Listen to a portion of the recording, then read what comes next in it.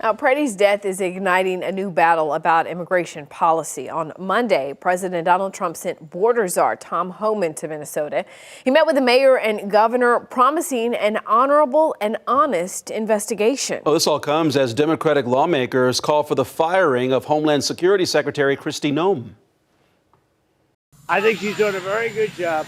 I want to see the investigation.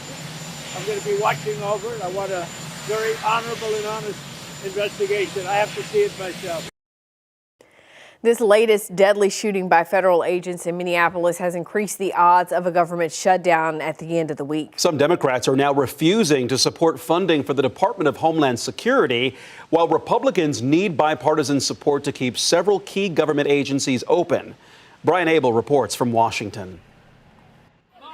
Escalating tensions between the community and federal immigration authorities in Minneapolis, now creating a battle over government funding on Capitol Hill.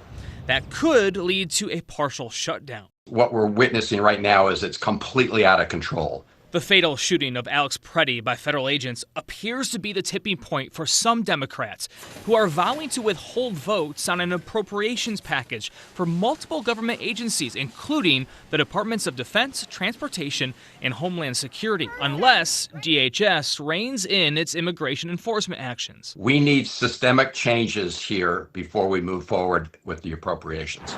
The Democratic caucus calling for DHS funding to be separated from the other funding bills. Take up DHS by itself. Let's have an honest negotiation, put some guardrails on what's going on, some accountability, and that would solve this problem. We don't have to have a shutdown. The White House, so far, isn't on board. Policy discussions on immigration in Minnesota are happening. Look, the president is leading those discussions, but that should not be at the expense of government funding for the American people.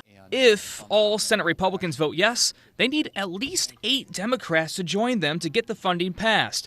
But if the sides cannot come together by midnight Friday, once again, thousands of government workers across agencies, from the Pentagon to air traffic controllers to TSA, will be impacted.